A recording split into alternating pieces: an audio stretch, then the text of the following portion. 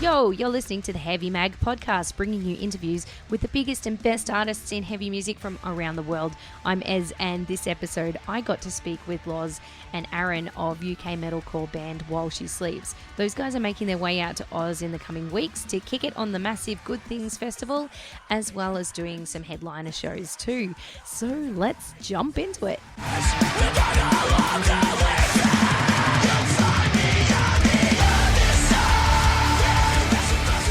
Thanks so much for joining me on the Heavy podcast tonight. I've got While She Sleeps bass and vocal guys Aaran and LOZ.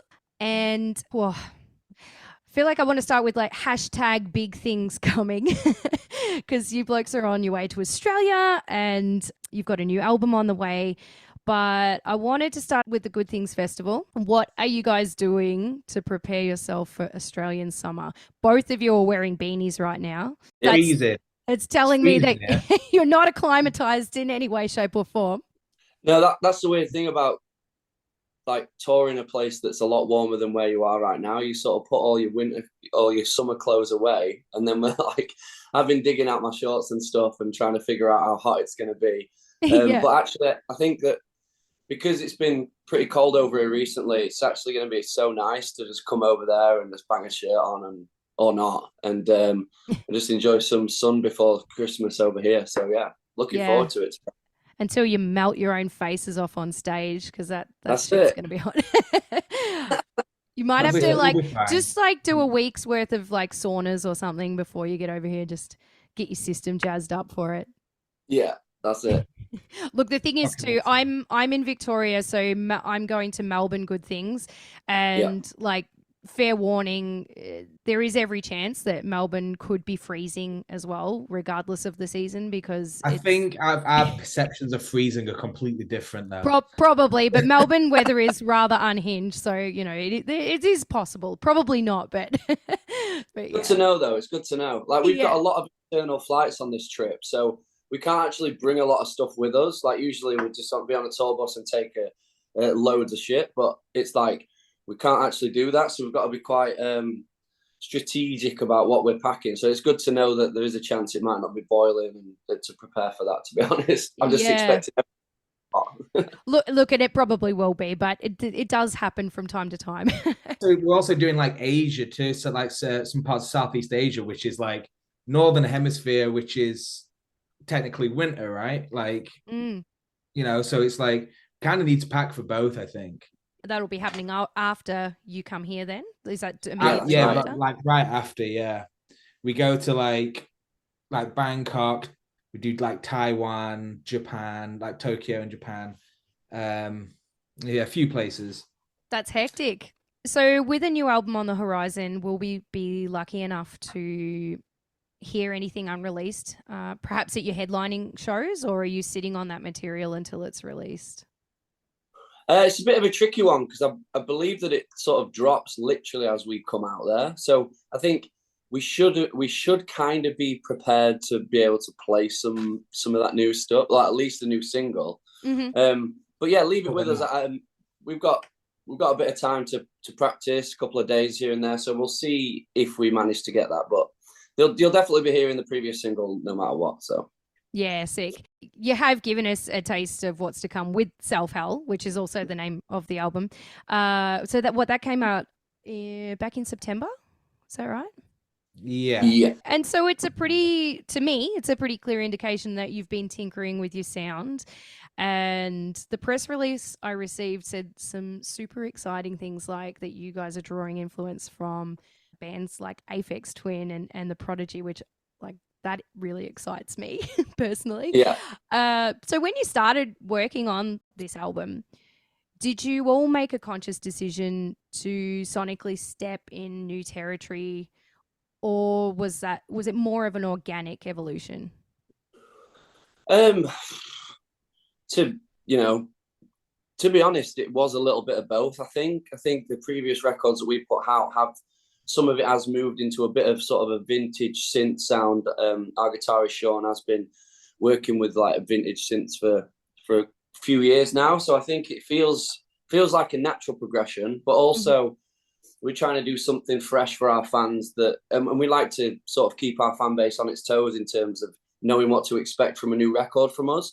We've said it many times, but like, we don't want to be a band that sort of finds our sound and just sits in it. We just want to always evolve and try new things and just try things that make us feel excited. So there is a bit of that. I think that, you know, no matter how much you try and say we have got influences from other bands and stuff, like it's tricky because we always still manage to sound a lot like While She Sleeps. So although there are influences peppered in from, you know, us being younger and listening to different styles of music and now all the way to now. So there are those things peppered in, but I think it'll be, you know, it might be in such a sleepsy way that you don't really click onto any of that straight away, if you get me. Yeah, definitely. It's more like an underlying sort of influence, if you like.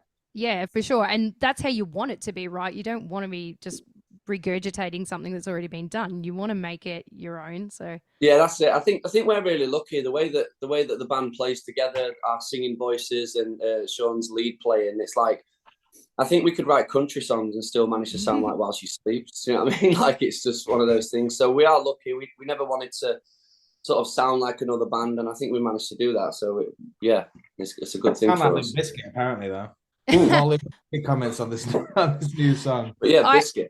I feel like that. I'm not taking that as a bad thing either. No, not at all. But I feel like that is an opinion that has come from someone that possibly doesn't listen to you guys in depth, because my husband said the same thing. He's like, oh, is this a new Limp Bizkit song? He doesn't like Limp Bizkit and he doesn't really listen to you that much. So when I said, oh no, it's While She Sleeps, like, oh, okay. Apparently that made it better that it wasn't Limp Bizkit. I think honestly, like this album is like, we've always kind of like been diverse with the sounds within like one particular album, but I think with this one we've it's on steroids in that kind of respect, you know, like there is no one song that really sounds like another. And so if like people think like, oh, it's like Self-Hell, is that what we're expecting with this album? It's like, not really. Like, that's kind of like a standalone song with how it sounds, and like everything else, there's so many different sounds within this album, which makes it probably the most exciting one that we've ever written. So yeah, we're keeping people on their toes, I think, with this one. And how dynamic does that make a live show as well? Like the fact that you can pile all this stuff in and appeal to ranges of people, and yeah, exactly. I think that like that's always been the goal for us. We've always loved heavy music, but we've always loved like the sing along side of things as well. Like, there's nothing better than your fans singing back to you. So we've always wanted to include everyone in that sense, like have something during our live show for everyone, whether it's just a stinky heavy riff or some anthemic sounds for people to latch onto and sing back. I had a really interesting thought the other day. You know the term Britpop, right? I mean, so for me, this record is like Brit metal. It's like we've taken a lot of that Britpop sort of elements from sort of the 90s and early 2000s and made it our own sort of sound. But yeah, I think Brit metal is kind of a cool way to think about what it might sound like. Did you just create a new genre? Because metal doesn't have enough subgenres, so we should definitely add more to it. In there. So yeah, but While She Sleeps, create the first Brit metal album. Brit metal, I like it. You heard it here first, everybody. and just to backtrack a little bit, I translated from what you said earlier that the next album's going to be a country album. So that's it. So next tour, it'll be Hoedowns. Yeah, that's the way we're going. So to ask a serious question then, when you are an established band like you guys are, and you've got a long-term following, and you explore new sounds like this, and you're on the cusp of releasing the record, do you feel that you have to brace yourselves for fans that don't get it?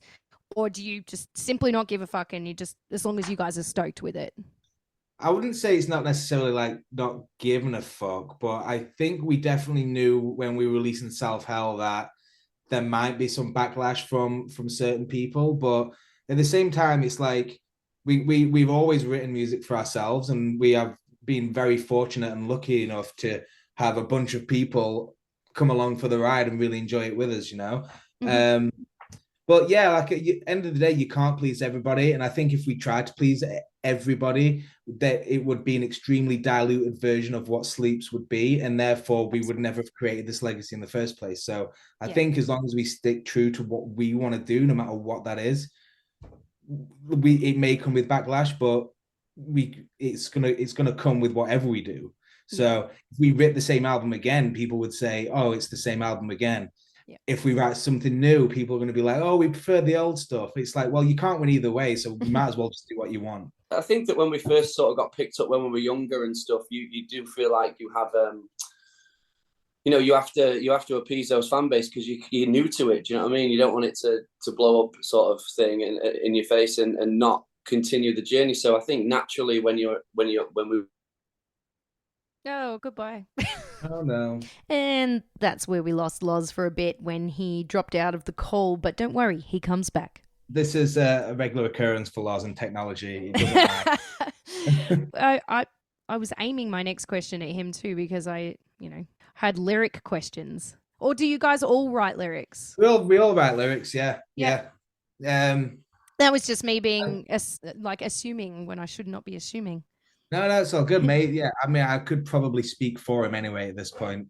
Like, yeah, we're definitely like we're very deep in the process together, you know. So it's like I'd probably and me and Loz have definitely we've worked together like a lot, like personally, like on the like last few records, just creating lyrics to like together and like finding like what parts like his lyrics could go into and creating patterns for them. So I probably could. Well, what's your question? Well, I basically with regard to the themes of the album, I quite liked the statement that was included in the press release from Sean, which it was lengthy, so I'm not going to quote it all now, but for the sake of the listeners, I might edit it in later. But basically, like the gist of it being that we are all experiencing suffering in some way, and while that creates differences, it also binds us. So I just kind of was going to ask if you guys could expand on that a little bit. Yeah, I mean, like, I think we've been very fortunate, you know, with the band to be able to kind of like remove ourselves from the orthodox way of like the way society operates, I guess, you know, like we've been able to almost have like a zoomed out like view and perspective of the world, because like when you're traveling in a band with your friends, you're kind of like in your own little bubble and you get to go to all these different places and experience different cultures. And you know, I genuinely believe that travel broadens the mind, you know, and you're able to get like this very unique perspective on the world. And I don't believe I would have had like the same spiritual and kind of like mental growth. Like none of us, I believe, we wouldn't have had the same like spiritual mental growth without the band and being able to travel to all these places and really like be in a really privileged position to kind of like experience all that. And, you know, like we've always kind of tried to go against the grain and kind of, you know, come at things from like a different perspective of like the mainstream, you know. And I think, you know, like when you look at like This Is the Six and Brainwash was like a very like politically charged, like pissed off album, you know. Yes. And like really wanting to delve into those topics of like why is the world the way it is, and you know, corrupt leaders and all this kind of stuff. And then after like Brainwashed and, you know, us being on this journey for a while, I think it was like around about the You Are We era where we started kind of pointing the finger inwards a little bit. And we were like, okay, what are we doing that impacts the world? And, you know, because it's people changing on like an individual level that, you know, that changes the world from there on, right? Like you have to start with yourself. So like, as uncomfortable as that is.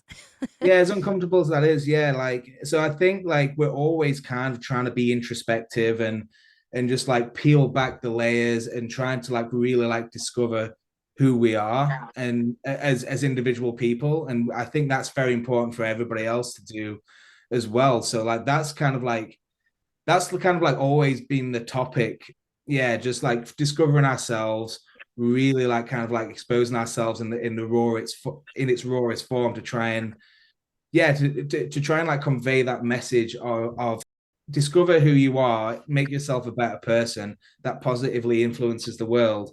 And that message, if that could be spread, then great. You got me back, guys. You're back. We got you back. back. What happened? My iPad died. No. Sorry. No, that's okay. We were just going over the lyrical themes of the new record. Yeah. Cool. Yeah.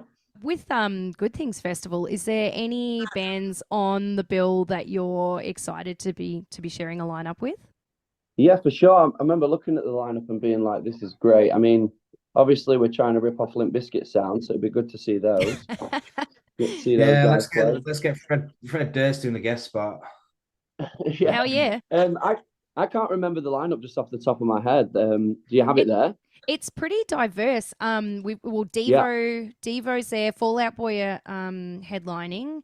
Taking Back Sunday, I fucking love those. Oh yes. I great Prevail. Paris, great band.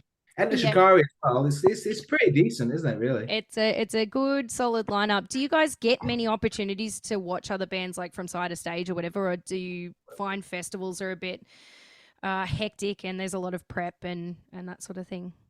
I think it's sort of a bit of both again with that. I think like if we get a bit of time, it depends when the next sort of show is as well. So if the drive to the next show is not crazy, then we can hang around for a while and watch some things. But then if we've got to get off and get to a sound check, or we've got other things to do at the festival, then we might have to bail. But I think 9 times out of 10, if there's bands we want to see, we make sure we stick around. So I think for this, all being well, depending on what the flight time is to the next festival, I think we'll definitely be around and out in the crowd and having a chill and watching some bands. So like I say, especially because the weather's really cold here, it'll be nice to just chill out and watch some live music. So we always try to enjoy some sunshine.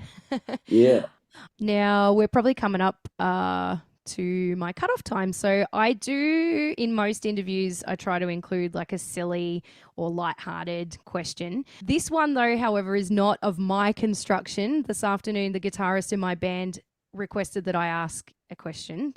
And it's stupid, so be prepared. Who is she? And what are you lot up to while she sleeps? I knew this was coming. So you want to know the story behind the name, yeah? Well, yeah.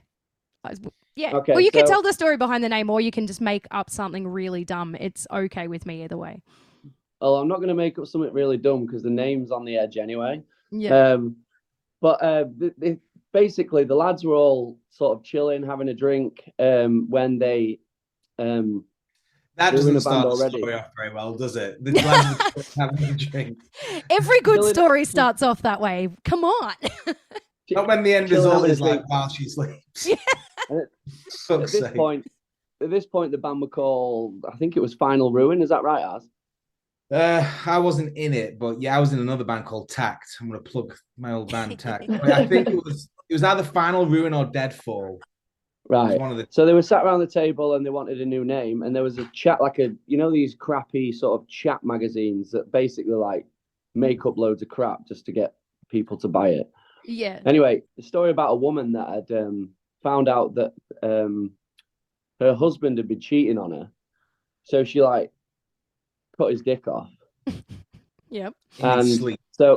In his sleep. So that was while he slept on the thing. And they were all the headline was like while he was sleeping.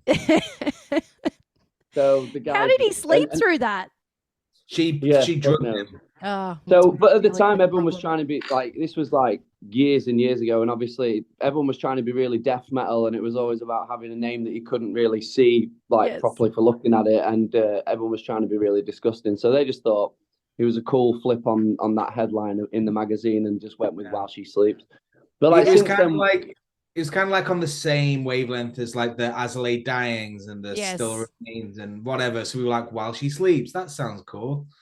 Yeah, it does sound cool, and it's much better than the other two names that you just told me, which I've already forgotten. So, alrighty, well that wraps things up for us then. I can't wait to see you guys at Good Things, and like I said, I'm going to try and get along to the sideshow as well. So fingers crossed. Awesome, yeah. And just as an aside, I missed my husband's birthday dinner to interview you guys tonight. So thank you. No. Thank you for being a really good interview. You're welcome. I feel so bad. Well, I hope your husband has a great day, and I hope we get to get out there and catch up with him. Yeah, hopefully bump into you at Good Things. Let's praise the love inside of us.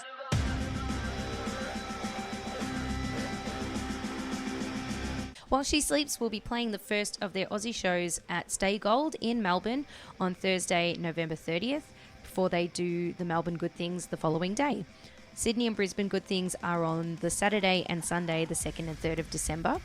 And then they follow that up by headlining at the Bright Side in Brisbane on Tuesday, December 5th.